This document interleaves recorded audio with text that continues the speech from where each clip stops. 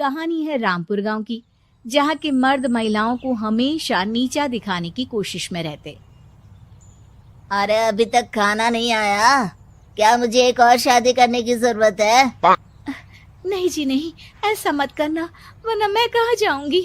खाना लेकर मैं अभी आई जी।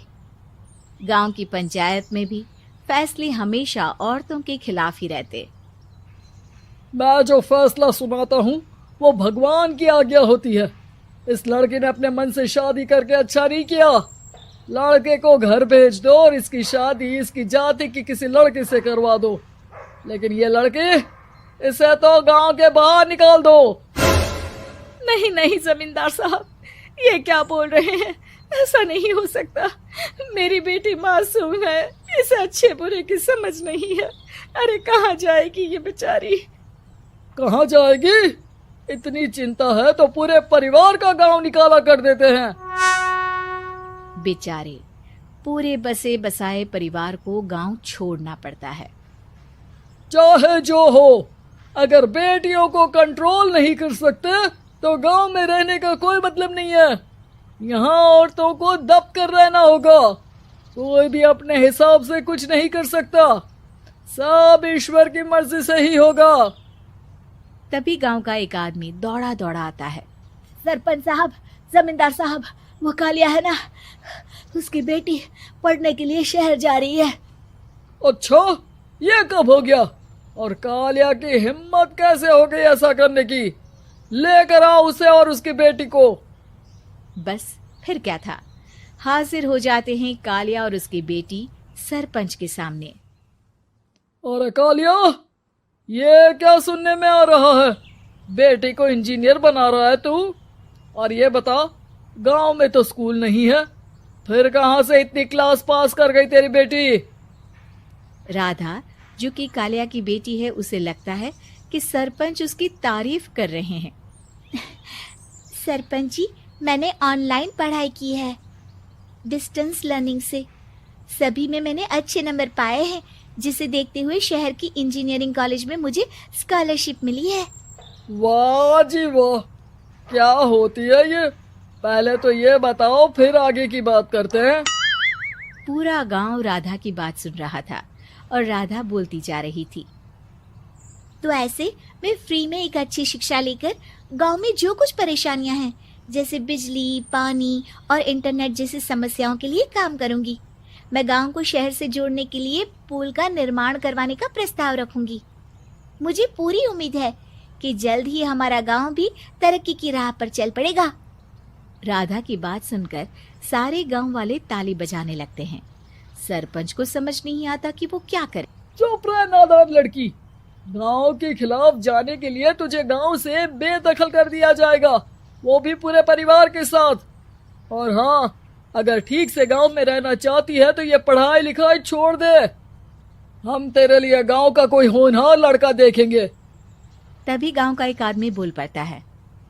अरे नहीं नहीं सरपंच जी, राधा बिटिया जो बता रही है, अगर वैसा हो जाए तो हम लोगों को पैसा कमाने के लिए बाहर नहीं जाना पड़ेगा। हाँ जी, और ना ही कोसों दूर पानी के लिए भटकना पड़ेगा। हमारे बच्चे भी अच्छी पढ़ाई कर सकेंगे और आगे बढ़ेंगे, ना कि हमारी तरह खेती करते बैठेंगे। क्यों गांव वालों, राधा बिटिया का साथ देना चाहिए ना। सरपंच देखता है कि गांव राधा के साथ है तो वो चुप हो जाता है। वो घर आकर अपने सलाहकार से बात करता है, जो बहुत ही चालाक किस्म का इंसान होता है। अरे सरपंच साहब, आपको बहुत ही होशियारी से काम लेना पड़ेगा। एक बार गांव तरक्की कर गया, यहाँ के बालक पढ़ लिए तो कोई ना पूछेगा आपको। और फिर ये जो बेटा और बेटी है ना आपके, इनको भी आम लोगों की तरह ही जीवन जीना होगा। हाँ, लेकिन करे तो क्या करे? वो ना आप मुझ पर छोड़ दीजिए, बस मैं जैसा बोलूं करते जाइए। अगले रोज सुबह जब गांव वाले सोकर उठते हैं तो राधा के घर के बाहर और साथ ही वो लोग जिन्होंने राधा का सपोर्ट किया था, उनके घर के आगे लाल रंग से कल आऊंगी लिखा होता है। कल आऊंगी, यह क्या होता है? अरे यह तो खून से लिखा है, लगता है कोई भूत प्रेत या चुड़ैल का साया है। चलो सरपंच जी के पास चलते हैं। सभी सरपंच के पास जाकर उसे सारी बात बताते हैं। अरे ये तो बड़ी मुश्किल की बात है। चलो मैं एक बाबा को जानता हूँ, उन्हें बुला लेता हूँ। सरपंच बाबा को लेकर गांव के घर के बाहर जाता है। ओहो, तो ये वो चुड़ैल है जो उन लोगों को निशाना बनाते हैं जो गांव को बदलने का सपना देखते हैं।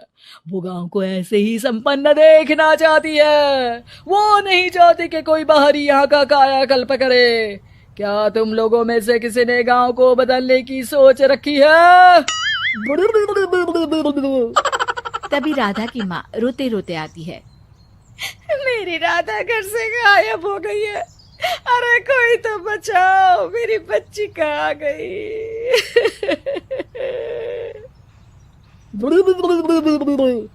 ले गई वो चुड़ैल, तेरी बच्ची को ले गई। अब वो उसे श्रापित करके छोड़ेगी, उस पर चुड़ैल का साया हो जाएगा। तभी बुरी सी हालत में राधा भी वहां आ जाती है। उसके बाल चुड़ैल की तरह फैले होते हैं और कपड़ों में खून लगा होता है। सभी राधा को देखकर डर जाते हैं। माँ, पता नहीं मुझे कौन उठा कर ले गया था। अरे दूर दूर हो जा चुड़ैल, अब हम लोग इस गांव में नहीं रुकेंगे। अरे कैसी बातें कर रहे हैं आप? कल तो आप मेरे भरोसे गांव का हुलिया बदलने, अपने बच्चों को पढ़ाने और तरक्की उन्नति की बात कर रहे थे, तो आज क्या हो गया आपको? ये फिर तुम लोगों को बहकाएगी। ये